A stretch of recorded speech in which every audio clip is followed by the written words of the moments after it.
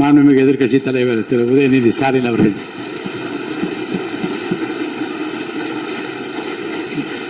மாண்புமிகு பேரவைத் தலைவர் அவர்களே, பெருமை வாய்ந்த இந்த அவையில ஆளுநர் உரையின் மீது நன்றி தெரிவிக்கின்ற தீர்மானத்தில் பேசுகின்ற வாய்ப்பை தந்த பேரவைத் தலைவருக்கு முதலினுடைய நன்றியை தெரிவிச்சுக்கிறேன். அதுமாதிரி நம்முடைய மாண்பு முதலமைச்சர் அவர்களுக்கு திராவிட முன்னேற்ற கழகத்துடைய சட்டமன்ற உறுப்பினர்கள் அனைவரின் சார்பாகவும் எங்களுடைய பிறந்தநாள் வாழ்த்துக்களையும் நான் தெரிவிச்சுக்கிறேன்.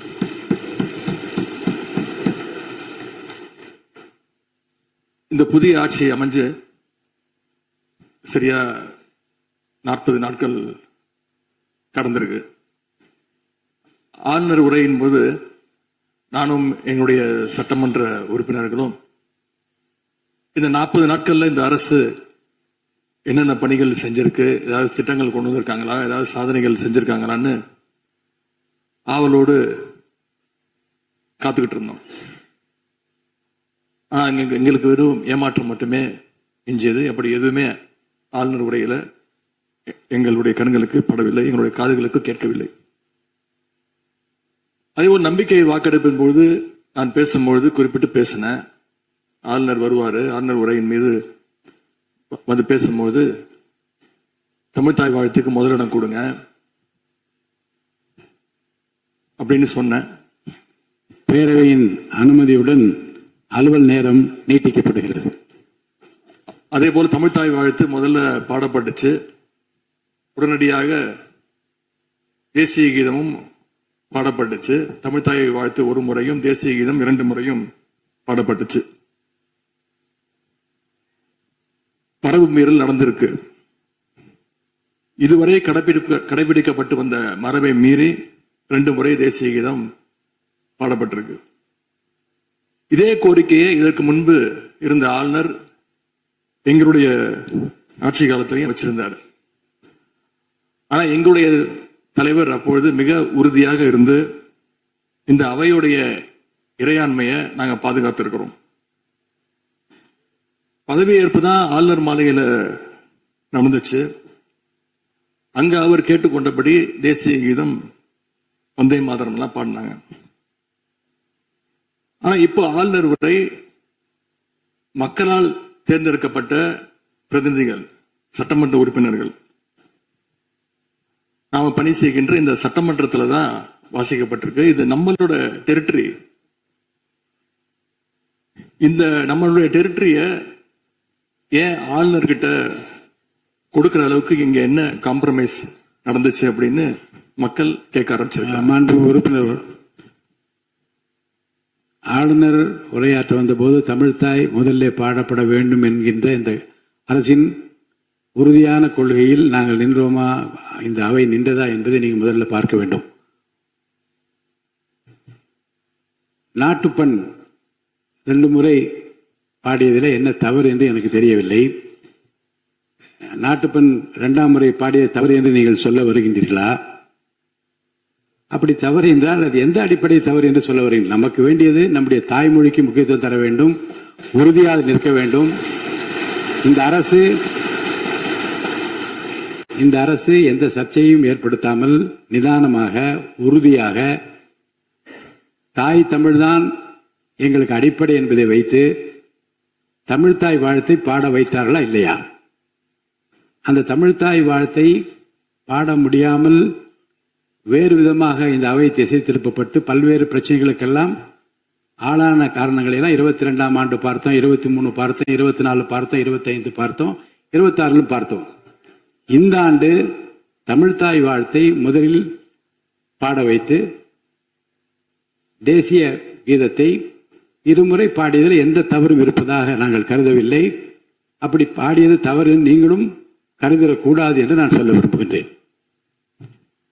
பேரவைத் தலைவர் அவர்களே, நாங்கள் கேட்டுக்கொண்டதுபடி தமிழ்தாய் வாழ்த்து முதல்ல ஒரு வாட்டி பாடிட்டீங்க. பொதுவா இந்த அவையில் இருக்கக்கூடிய மரபு கடந்த ஆட்சி காலங்களில் தமிழ்தாய் வாழ்த்து ஒரு முறையும் நிகழ்ச்சி முடிஞ்சோடனே தேசிய கீதம் ஒரு முறையும் தான் பாடப்பட்டு நிகழ்ச்சிகள் முடியும். ஆனா இந்த முறை நாங்கள் கேட்பது ஏன் 2 முறை தேசிய கீதம் பாடப்பட்டது அப்படிங்கிறது மட்டும்தான் எங்களுடைய கேள்வி. அப்படின்னா தமிழ்த்தாய் தமிழ்த்தாய் வாழ்த்தையும் 2 முறை நீங்கள் பாட சொல்லி உங்களுடைய ஆளுநர்கிட்ட நீங்க ஒரு கோரிக்கை வச்சிருந்திருக்கலாம். அது இங்க பேசும்போது உறுப்பினர்கள்லாம் ஆளுநர் அவ்வளவு மகிழ்ச்சியாக இருக்கிறாங்கன்னு சொல்லி ஆளுநரை விட நீங்கெல்லாம் ரொம்ப மகிழ்ச்சியா இருக்கிறீங்க.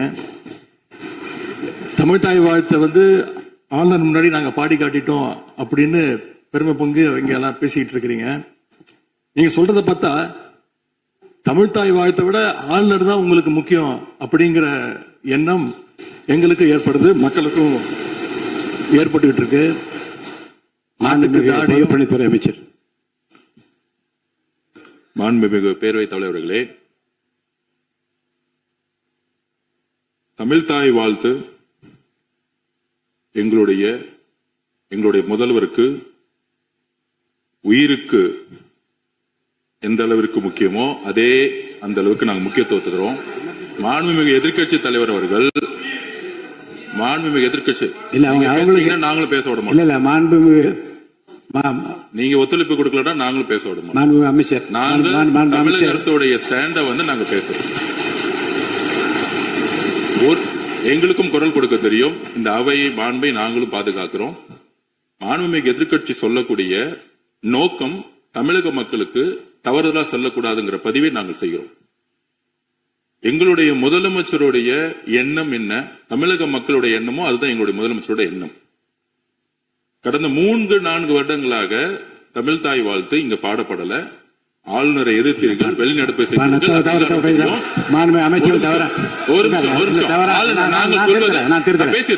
பேசி முடிக்கிறேன். ஆளுநர் முன்பு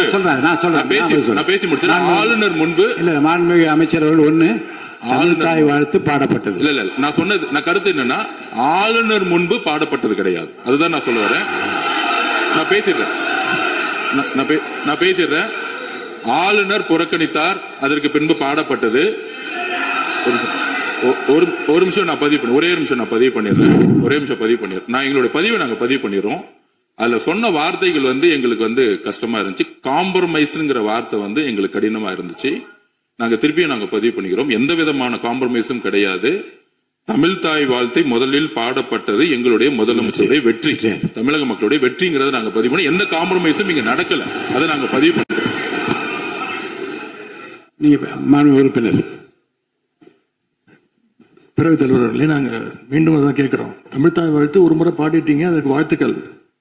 ஏன் தேசிய கீதம் 2 முறை பாடப்பட்டுச்சு? அப்ப ஆளுநர்கிட்ட நீங்க கோரிக்கை வச்சிருக்காங்கல்ல, நீங்க தேசிய கீதம் 2 முறை பாட பண்ணணும்னா நாங்க தமிழ்த்தாய் வாழ்த்து 2 முறை இல்ல 3 முறை நாங்க போடுவோம்னு சொல்லி அதை நீங்க செஞ்சு காட்டிருக்கணும். அதுதான் நான் கேட்கிறேன், உங்களுக்கு இப்ப ஆளுநர் முக்கியமா தமிழ்த்தாய் வாழ்த்து முக்கியமா அப்படிங்கறத நான் இந்த அரசுகிட்ட நான் கேட்க விரும்புறேன். ஆட்டுக்கு தாடியும் நாட்டுக்கு ஆளுநரும் தேவையில்லைன்னு சொன்னவர் பேரறிஞர் அண்ணா அவர்கள். அவரை உங்க கொள்கை தலைவர் லிஸ்ட்ல அட்டாச்சும் பண்ணியிருக்கிறீங்க. ஆனா இன்னைக்கு ஆளுநரை தலையில வச்சு கொண்டாடிட்டு இருக்கீங்க. நான் கேட்க விரும்புது, நீங்க எல்லாம் சேர்ந்து மாண்புமிகு எதிர்கட்சி தலைவர் அவர்களுக்கு ஒன்று சொல்றேன். ஆளுநருக்குரிய மரியாதை மட்டும்தான் தரப்பட்டது. யாரையும் தலையில வைத்து கொண்டாட வேண்டிய அவசியம் இந்த அரசுக்கு இல்லை.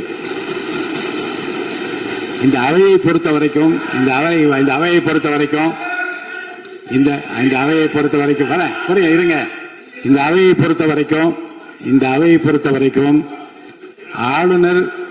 ஆளுநர் இங்கே வருகை தருகிற போது உரிய முறையில் மரியாதையும், இந்த அவையினுடைய விருப்பத்திற்கு ஏற்ப, அவைத் தலைவரின் விருப்பத்திற்கு ஏற்பதான் நிகழ்வு நடைபெறும் என்பதையும் உறுதியாக நின்று தமிழ்த்தாய் வாழ்த்தை முதலில் பாட வைத்து, தமிழ்த்தாய் வாழ்த்துக்கு பிறகு தேசிய கீதம் 1 முறை அல்ல 2 முறை பாடப்பட்டது. அதில் எந்த விதமான தவறும் கிடையாது. அதில் உள்நோக்கு கற்பிப்பது தவறு என்று நான் கூறுகின்றேன்.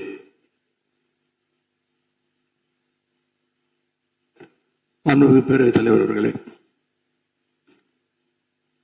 கலா யதார்த்தத்துக்கும் ஆளுநர் உரைக்கும் மிகப்பெரிய வித்தியாசம் இருக்கின்றது, மிகப்பெரிய வேறுபாடு எங்களுக்கு தெரிகின்றது.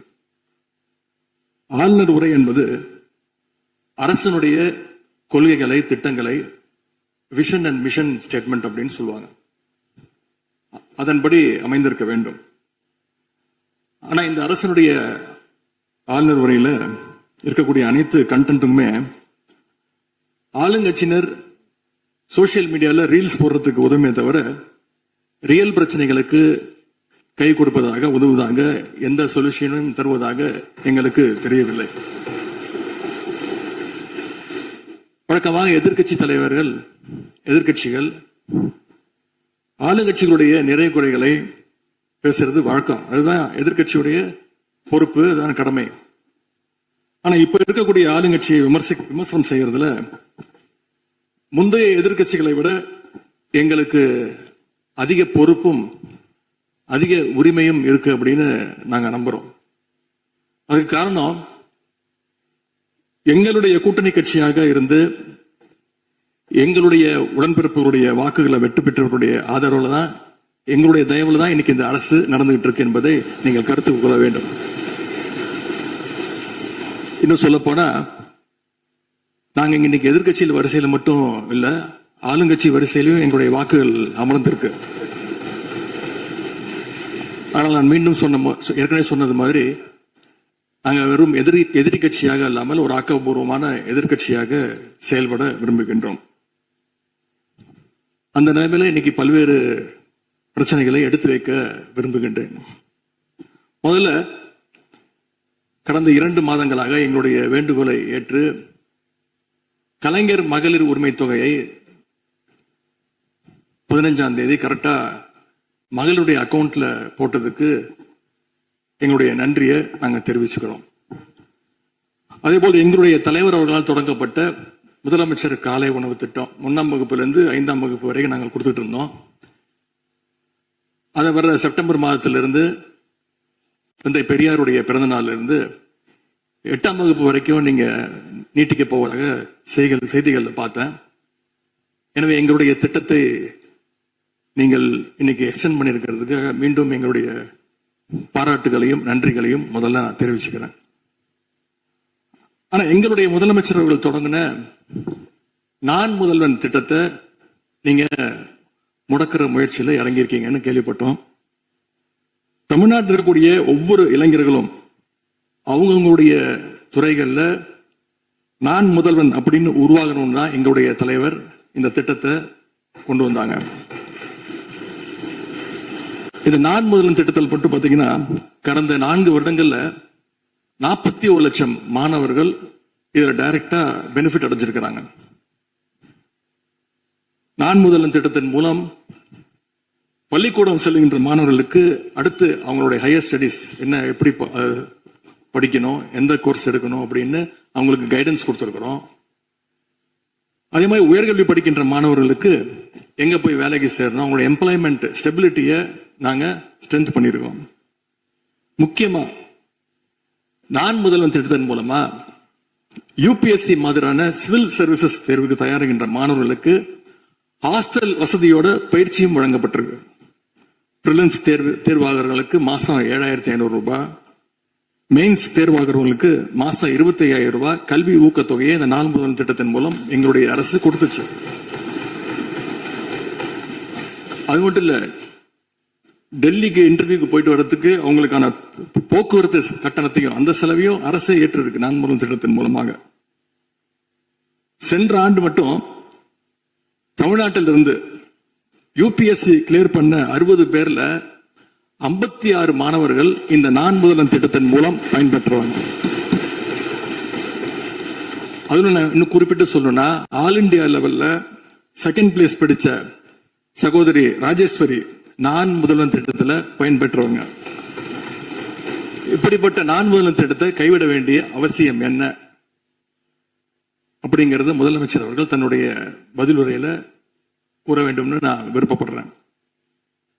அதே மாதிரி சமீபத்தில் டெல்லிக்கு போன முதலமைச்சர் அவர்கள் நிதி ஆயோக் கூட்டத்தில் பல்வேறு விஷயங்களை பத்தி பேசியிருக்கிறார். அதுவும் குறிப்பா நம்முடைய தமிழ்நாடு இன்னைக்கு இந்தியாவிலேயே பொருளாதாரத்தில் 2வது பெரிய மாநிலமாக வளர்ந்திருக்கு அப்படிங்க பெருமையா பேசியிருக்கிறார். அது மட்டும் இல்ல, தமிழ்நாட்டில் டாக்டர் கலைஞர் அவர்களால் தொடங்கப்பட்டு எங்களுடைய தலைவர் அவர்களால் வளர்க்கப்பட்ட, அதுவும் கடந்த ஆட்சியில் என்னுடைய கட்டுப்பாட்டில் இருந்த மகளிர் சுய உதவி குழுக்கள் மிகச்சிறப்பாக செயல்படுது அப்படின்னு முதலமைச்சர் அவர்கள் பேசியிருக்கிறாங்க. இந்தியாவிலேயே ஃபேக்டரி ஒர்க்கர்ஸ் இருக்கிற பெண்கள்ல 42%, 42% தமிழ்நாட்டை சேர்ந்தவங்க. அதனால தமிழ்நாட்டில் இருக்கக்கூடிய பெண்கள் முன்னேற்றம், சுகாதாரம் எல்லாமே சிறப்பா இருக்குன்னு நம்முடைய முதலமைச்சர் அவர்கள் டெல்லியில சொல்லியிருக்கிறாங்க. திரைப்படங்கள்ல தான் பாத்தீங்கன்னா ஒரே பாட்டுல ஏழையா இருக்கிறவன் ஒரே பாட்டுல 5 நிமிஷத்துல 4 நிமிஷத்துல பெரிய பணக்காரன் ஆயிடுவான். ஆனா அது மாதிரி நிஜத்துல ஒரு மாச ஆட்சியில தமிழ்நாடு மாதிரியான மிகப்பெரிய மாநிலத்தை அந்த அளவுக்குலாம் வளர்த்த முடியாது. இந்த சாதனைகள் எல்லாம் யார் ஆட்சி காலத்தில் நடந்துச்சுன்னு மக்களுக்கும் தெரியும், மக்களும் பார்த்துக்கிட்டு இருக்காங்க, முதலமைச்சருக்கும் தெரியும். அதே மாதிரி பேரவைத் தலைவர்களே, இந்த ஆட்சியில இன்னொரு பழக்கமும் புதுசா வந்திருக்கு. அதாவது எங்களுடைய திராவிட மாடல் ஆட்சியில நாங்க எடுத்த நடவடிக்கையால ஏதாவது நல்லது நடந்தா உடனே அதுக்கு ஸ்டிக்கர் ஒட்டிடுறாங்க. அது மட்டும் இல்ல, ஃபர்ஸ்ட் டைம் எவர் இன் தி ஹிஸ்டரி அப்படின்னு சொல்லிடுறாங்க. அப்படி சொன்ன சில ஃபேக் நியூஸ், தவறான தகவல்களை நான் குறிப்பிட விரும்புறேன். பஸ்ல மூத்த குடிமக்கள் கட்டணமில்லா பயணம் மேற்கொள்ள, மூத்த குடிமக்கள், பள்ளி மாணவர்கள் அவங்க எல்லாம் கட்டணம் இல்லாம பயணம் மேற்கொள்ள இந்த ஆட்சியில தான் முதல்ல அந்த திட்டம் கொண்டு வரப்பட்டது அப்படின்னு ஃபேக் நியூஸ் பரப்பிட்டாங்க. இதெல்லாம் ஏற்கனவே இருக்கக்கூடிய திட்டங்கள், எங்களுடைய ஆட்சியில கொண்டு வரப்பட்ட திட்டங்கள். அது மட்டும் இல்ல, அரசு பள்ளியில வழங்கப்படுகின்ற ஸ்கூல் பேக்ல முதலமைச்சரோட புகைப்படம் இல்லாம இப்பதான் முதல்ல வழங்குறோம் அப்படின்னு, ஃபர்ஸ்ட் டைம் இந்த ஹிஸ்டரி அப்படின்னு டேக் போட்டு ஃபேக் நியூஸை தொடர்ந்து பரப்பிட்டு இருக்கிறாங்க. இதெல்லாம் எங்களுடைய திராவிட முன்னேற்ற கழகம், எங்களுடைய திராவிட மாடல் அரசுல எங்களுடைய முதலமைச்சர் கொண்டு வந்த திட்டங்கள். இப்படி இவங்க ஸ்டிக்கர் ஒட்டின லிஸ்ட் மிகப்பெரிய லிஸ்ட். இன்னொரு முக்கியமான விஷயம் பத்தி இந்த நேரத்தில் பதிவு செய்ய விரும்புறேன். அறநிலையத்துறையின் அசையும் மற்றும் அசையா சொத்துக்களின் வருவாய் அதன் புனிதமான நோக்கத்திற்கு மட்டுமே பயன்படுத்தப்படும் அப்படின்னு ஆளுநர் உரையில இடம்பெற்றிருக்கு. இந்த கருத்தை பார்க்கும் பொழுது அறநிலையத்துறையே இருக்கக்கூடாது அப்படின்னு சொல்ற பாஜகவுடைய குரலாகத்தான் தாவேக அரசும் சொல்லுதா அப்படிங்கிற சந்தேகம் எங்களுக்கு வருது. பாஜகவும் வலதுசாரிகளும் சொல்றது இதுதான், அறநிலையத்துறை பள்ளி கல்லூரிகளை நடத்தக்கூடாது, அறநிலையத்துறை பள்ளி கல்லூரிகள் நடத்தக்கூடாது அப்படின்னு சொல்லிட்டு இருக்கிறாங்க. இதுக்காக வழக்கும் தொடர்ந்து இருக்கிறாங்க. இந்த நிலைப்பாடு திருமண மண்டபங்கள், வணிக வளங்களோடு நிற்குமா, இல்ல கல்வி நிறுவனங்களுக்கும் இந்த கண்டிஷன்ஸ் அப்ளை செய்யப்படுமா? மாண்புமிகு அறநிலையத்துறை அமைச்சர்கள்.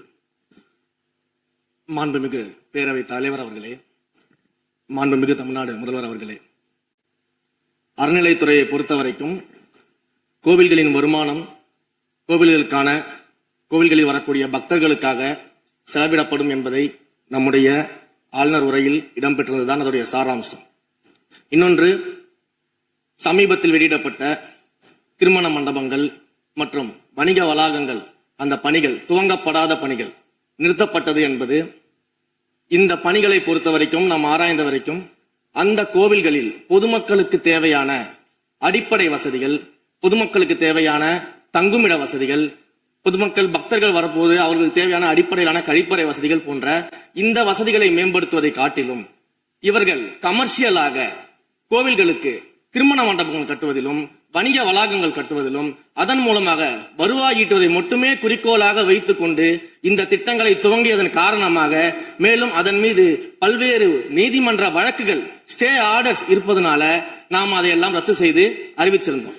இதற்கு ஒரே ஒரு உதாரணமாக,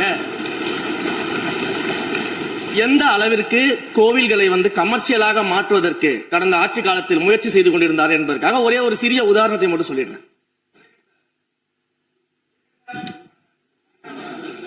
அருள்மிகு குன்னூரில் இருக்கக்கூடிய அருள்மிகு விநாயகர் திருக்கோயில், ஏறத்தாழ அந்த கோயில்கள்ல இருந்து கோயில் நிதியை பயன்படுத்தி 10 கோடி ரூபாய் மதிப்பில ஒரு மல்டி லெவல் கார் பார்க்கிங் வசதியை அந்த கோயிலுக்கு ஏற்படுவதற்கான திட்டத்தை இந்த அரசு அனுமதித்திருக்கிறது. இதற்கு முன்னால் இருந்தக்கூடிய அமைச்சர் அவர்கள் அதை அறிவித்திருக்கிறாங்க. அந்த கோயில்ல ஒட்டுமொத்தமாக மாதத்திற்கு வரக்கூடிய பக்தர்களின் எண்ணிக்கையே 500 தான் ஆவரேஜா. அதே போல அந்த கோவில்களுக்கு அடிப்படையில கழிப்பறை வசதி கூட கிடையாது. இது மட்டும் இல்ல, குன்னூர் மற்றும் உதகையை சுற்றி இருக்கக்கூடிய அனைத்து பகுதிகளிலும் இருக்கக்கூடிய 50 கோவில்கள்ல பேசிக்கா இருக்கக்கூடிய டாய்லெட் ஃபெசிலிட்டிஸ் கூட அங்க இருக்கக்கூடிய கோயில்களுக்கு கிடையாது. அப்படிப்பட்ட இடங்கள்ல கோயில் நிதியை பயன்படுத்தி எதற்காக மல்டி லெவல் கார் பார்க்கிங் தேவைப்படுது? அப்ப இது கமர்ஷியல் திட்டங்கள் இல்லையா? கோவில் நிதியை இப்படி கமர்ஷியலாக பயன்படுத்துவதற்கு எதிராக தான் நாம இந்த திட்டங்களை எல்லாமே தடுத்து, இந்த திட்டங்கள் தேவையில்லை, அதற்கு பதிலாக நம்முடைய அரசாணையிலே வெளியிட்டிருக்கிறோம். மிக தெளிவாக கடைசி வரியை படித்து பார்த்தால் எல்லாருக்கும் தெரியும். இந்த கோவில் நிதியை பயன்படுத்தி கோவிலும் பக்தர்களும் பயன்பெறக்கூடிய வகையில மாற்று திட்டங்களை உருவாக்கும்ன்ற வரியை நம்ம மென்ஷன் பண்ணியிருந்தோம். எந்த இடத்திலையுமே மக்கள் பயன்படக்கூடிய கல்வி நிலையங்களையோ இல்ல இது போன்ற மருத்துவ வசதிகளையோ நாம செய்து தர மாட்டோம்னு சொல்லல. இன்னும் சொல்ல போனா கடந்த 5 ஆண்டுகள்ல ஒன்றிய அரசின் நிதி உதவியோடு பழனியில பாத்தீங்கன்னா ஒரு சித்த மருத்துவமனை கட்டுவதற்கான நிதி உதவியை ஒன்றிய அரசு தருவதற்கு தயாராக இருந்தது. ஆனா கடந்த ஆட்சியில அந்த திட்டத்தை அப்படியே கிடப்புல போட்டுட்டு கேட்டா ரெக்கரிங் செலவை எங்களால ஏத்துக்க முடியாது அப்படின்னு சொல்லி கிடப்புல போட்டு வச்சிருந்த இந்த திட்டத்தை நாம இன்றைக்கு கையில் எடுத்து அதை துவங்குவதற்கான ஆய்வில் இறங்கியிருக்கிறோம். அப்ப எந்த இடத்திலையுமே மக்கள் பயன்பெறக்கூடிய திட்டங்களை நாம தடுக்கவும் இல்லை, நாம யாருக்கும் பி டீமாக இருந்து வேலை செய்ய வேண்டிய அவசியமும் இல்லை. கோயில்களின் நிதியை ஒரு காலமும் கமர்ஷியலாக பயன்படுத்த வேண்டிய அவசியமும் மாண்புமிகு தமிழ்நாடு முதலமைச்சர் தலைமையிலான தமிழக வெற்றி கழகத்தின் ஆட்சிக்கு தேவையும் இல்லை.